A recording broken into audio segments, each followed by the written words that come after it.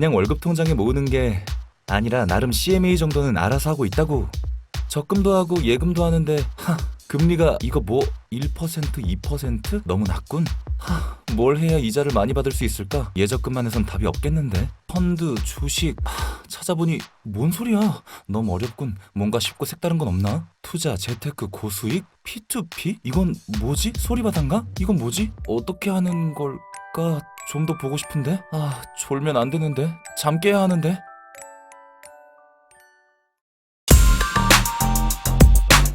스마트 금융 자산관리 도전기 나 혼자 한다. 안녕하세요. 금융지식 크리에이터 델림입니다. 인트로 영상처럼 영상을 보시는 분들 중에 김대리님, 김주인님, 이계장님 많이들 계실 것 같은데요. 한 번쯤 들어봤거나 궁금해서 살짝 찾아보다가 귀찮아 이러면서 그냥 지나치진 않으셨나요? 오늘은 실제로 P2P 금융 어플을 같이 한번 살펴볼까 합니다. 저는 처음 보는 단어는 의미가 제일 궁금하더라고요. P2P를 처음 봤을 때 뭐지? 이런 생각이 들었는데 P2P는 Peer to Peer를 줄여서 P2P라고 부르더라고요. 쉽게 설명해서 대출이 필요한 사람과 돈을 빌려줄 사람을 연결하는 형태를 P2P 금융이라고 보시면 됩니다. 기존 금융 시스템에서는 은행이 채무자와 채권자를 중개해서 이 두 사람은 직접 만날 일이 없었죠. 그런데 P2P 금융이 등장하면서 은행은 필요가 없어진 거죠. 진짜 혁신이 일어난 거죠. 단어 의미는 그렇다 해도 P2P 금융에 대한 정확한 의미, 조금 더 자세한 설명이 필요할 것 같은데 오늘은 이분을 좀 빨리 만나고 싶어요, 좀. 금융전문가님, P2P 금융이 뭔가요? 시청자분들에게 쉽고 자세한 설명 부탁드릴게요. 네, P2P란 말 그대로 Peer to Peer. 과거에 금융 서비스를 한다면 이 Peer와 Peer가 만나지 않고 금융 서비스를 누렸던 거예요. 과거의 금융 서비스를 좀 돌려보겠습니다. 사실 이건 과거라기보다는 현재의 금융 서비스라고 볼 수도 있겠죠. 기존 금융 서비스는 금융기관이 앞에 있으면 돈을 저축하는 사람이 있고 돈을 대출해 가는 사람이 있어요. 기존의 금융 서비스 상에서는 돈을 빌려주는 사람, 저축하는 사람과 빌려주는 사람이 단 한 번도 만나지 않고 금융 서비스를 누리고 있죠. 이런 것이 바로 중개기관이 있는 금융 서비스의 형태, 지금의 형태라고 볼 수 있겠습니다. 근데 P2P 금융이라는 것은 이 중개기관을 뒤로 하고 없애고 피어와 이 피어가 직접 만나서 금융 서비스를 누리는 거. 말 그대로 돈을 필요로 하는, 돈을 빌리고자 하는 사람과 돈을 저축하고자 하는 사람의 니즈가 서로 만나서 직접 금융을 하게 되는 그런 관계다. 다시 말하면 P2P 금융 플랫폼들, 디지털 플랫폼들이 존재하면 어떤 사람들이 이런 목적으로 돈을 필요로 한다라는 그런 니즈가 밝혀지고 어떤 사람들은 그 투자 대상에 직접 투자하고 싶다라는 또 니즈가 있기 때문에 이런 니즈와 또 이런 니즈가 서로 만나는 관계다. 그런 것이 바로 Peer to Peer, P2P 금융 서비스라고 볼 수 있겠습니다. 주변에서 P2P 금융을 궁금해하거나 경험한 사람을 찾는 게 그렇게 어려운 일은 아니더라고요. 투자를 안 해봤어도 들어는 봤다, 아니면 기사로 봤다 하는 분들도 꽤 계시더라고요. 우리가 아는 P2P 금융은 수익률이 높기는 한데 위험한 거 아니야? 혹시 사기 아니야? 이런 생각이 먼저 드는 것 같아요. 인터넷을 봐도 그런 이야기들이 많더라고요. 그래서 이번 영상에서 P2P 금융의 장점, 유의사항도 같이 살펴보면 좋을 것 같죠? 근데 우선 장점이라면 앞에서 이야기했던 것처럼 수익률이 굉장히 높다는 거죠. 대략 8%에서 15% 정도의 수익률을 올릴 수 있는 것으로 알려져 있는데요. 평균 수익률은 8% 정도라고 하더라고요. 물론 상품이나 상황에 따라 수익률은 다르겠지만 평균적이라는 점 다시 한번 알려드립니다. 요즘 은행 예금금리가 2% 전후반이라는 걸 생각하면 솔직히 4% 이상만 돼도 꽤 높은 편이잖아요. 그런데 8%이 정도면 상당히 혹하죠. 투자 상품도 되게 다양하더라고요. 개인한테 빌려주는 신용대출부터 부동산 담보대출, 프로젝트 파이낸싱, 소상공인 대출 등 다양한 상품이 있더라고요. 드라마 같은 데 보면 동네에서 일수를 뭐 살짝 놓으시는 분들 있잖아요. 뭐 P2P 금융이 시초가 아닐까라는 생각이 드는데 저는 그 세대가 아니라서 뭐 본 적은 없는데 이것도 하나의 뭐 업종이라고 할 수 있겠죠. 그런데 지금은 스마트 시대잖아요. 개인의 선택에 따라 기존 금융 외에 다양한 곳에 투자할 수 있게 된 거죠. 물론 조심해야 할 점도 있습니다.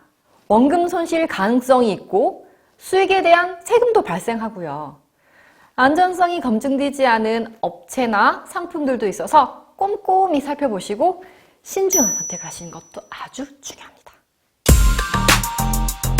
최근 P2P 금융이 아주 핫해진 이유는 투자 방법이 쉽고 소액으로 투자가 가능하다는 점 때문인데요. 투자금을 넣고 기다리면 상한일에 원금과 이자를 주기적으로 받을 수 있습니다. 문제가 생기면 연체가 돼서 손실이 날 수도 있어요. 그렇지만 특별한 문제가 없다는 가정하에 꾸준히 상한만 되면 수익으로 가져갈 수 있는 거죠. 최소 투자 가능 금액은 5,000원부터인 것도 있으니까 소액으로 투자를 한번 해보고 싶다 하시는 분들은 관심을 가져볼 만한 투자입니다. 말로만 하면 생소하니까 우리 같이 한번 볼까요? 모두 살펴보면 좋겠지만 너무 많기도 하고 나름 업계에서 잘 알려진 두 곳을 살펴볼까 하는데요. 첫 번째는 부동산 P2P 담보대출 1인 테라펀딩과 다양한 투자 상품이 있고 소액으로 분산 투자 효과를 볼 수 있는 8%를 한번 살펴보도록 하겠습니다. 자, 테라펀딩 부동산 담보 P2P 상품을 국내 최초로 출시한 곳이고요. 보다 보니까 대표분이 은행원 출신이시더라고요. 그래서인지 대출 심사 인력이나 다양한 경험과 노하우로 관리를 하신다는 게 느껴지더라고요. 아무래도 부동산에 투자하는 상품이어서인지 좀 인기가 많더라고요. 이게 실물에 투자하려면 돈이 이렇게 많이 드니까 소액으로 투자가 가능해서 그런 게 아닐까라는 생각이 들었습니다. 건물을 지으려면 건축 자금이 한두 푼이 드는 게 아니잖아요. 건축주가 건축될 부동산을 담보로 투자자 이렇게 모집을 하는데 만기의 대출금을 상환하지 못하면 투자자가 부동산을 팔아서 그 수익으로 원금을 회수할 수도 있습니다. 만약 문제가 생긴다는 가정하에 뭐 일반적으로 이렇게 할 수도 있지만 회사마다 취급하는 방식이 다르니까 잘 확인해 보시고 투자하시길 바랍니다. 물론 이런 일이 생기면 안 되겠지만 부동산을 팔 수 있는 대안이 있다 보니까 이래서 부동산 투자가 인기가 그래서인지 테라펀딩은 모든 대출 상품을 담보 설정 1순위로 취급하려고 하는데 물론 아닌 것도 있습니다. 잘 보셔야 해요. 담보 안정성에 대한 심사도 나름 꼼꼼히 하는 것으로 알려져 있습니다. 대출 가능 금액을 계산할 때도 만약 부동산이 경매로 넘어가게 된다면 경매 낙찰 금액으로 하거나 주택담보 비율의 60%로만 정한다고 합니다. 부동산에 문제가 생기면 회수가 어렵지 않을까 이런 걱정이 되기도 하는데 부실이 생기거나 상환이 늦어지는 경우에는 담보를 팔아서 원금을 회수할 가능성이 있잖아요. 부동산 P2P의 가장 큰 장점은 다른 P2P에 비해 수익률이 높은 편인데요. 평균적으로 10%에서 15% 정도인데 부동산 개발은 성공하면 기대 수익도 높은 편이라서 수익률도 높은 편이라고 합니다. 이번엔 개인 채권 P2P 금융을 한번 살펴볼까요? 말 그대로 대출이 필요한 개인에게 돈을 빌려주고 이자를 받는 투자형 상품을 말합니다.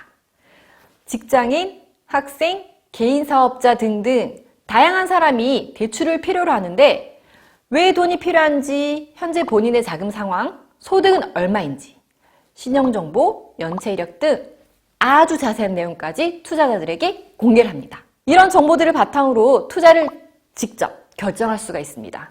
물론 중금리 대출이 필요하신 분들도 신청을 하시면 심사 후 투자를 받으실 수도 있습니다. 8%의 경우 누적 대출은 2,400억 원으로 규모가 큰 편에 속하더라고요. 상품은 개인 대출, 주택담보대출, 소상공인 대출 등 여러 가지 상품이 있고 개인 신용대출 투자 상품의 경우에는 자동 분산 투자 서비스도 가능하더라고요. 한 곳에 투자를 해서 이게 연체가 되면 바로 손실이 되니까 그 금액을 이렇게 나눠서 자동으로 나누어지는 기능이더라고요. 투자 성향도 세 가지로 나눠놨는데 안정투자형, 균형투자형, 수익투자형으로 나뉘어져 있습니다. 안정투자는 아무래도 이름에서처럼 안정적인, 보수적인 투자 방법이고 8%는 균형투자를 추천하는데 이건 중간 정도 되겠죠. 그리고 수익형 투자는 공격적인 투자인 것 같더라고요. 그리고 자동 투자를 추천하는 이유는 수익률을 안정적으로 극대화할 수 있어서 이걸로 추천한다고 합니다. 수익금이 자동으로 재투자돼서 복리 효과로 수익률이 더 올라가는 효과가 있다고 합니다. 즉, 계란을 한 바구니에 담지 말라는 말처럼 분산 투자로 리스크를 낮춰주는 효과를 노리는 것 같아요. 내가 뭘 믿고 빌려줘? 라고 생각하는 분들도 분명히 계실 것 같은데 그런 분들을 위해서 분산 투자를 더 추천하는 것 같습니다. 나의 투자 성향에 맞게 여러 채권을 섞어서 포트폴리오 추천을 해줘서 참고해볼 만하다라는 생각이 들었어요. 그리고 8%는 플랫폼 이용 수수료가 없다는 게 장점입니다. 자, 이제 P2P 금융이 무엇인지, 어디에 투자를 하는지 조금은 이해가 되시나요? 투자 방법은 회사마다 차이가 있지만 대부분 회원 가입 후 전용 계좌를 발급하고 투자 금액을 입금하면 투자를 할 수가 있더라고요. 사람 눈은 똑같다고 제가 보기에 괜찮은 상품은 다른 사람들 눈에도 괜찮은가 봐요.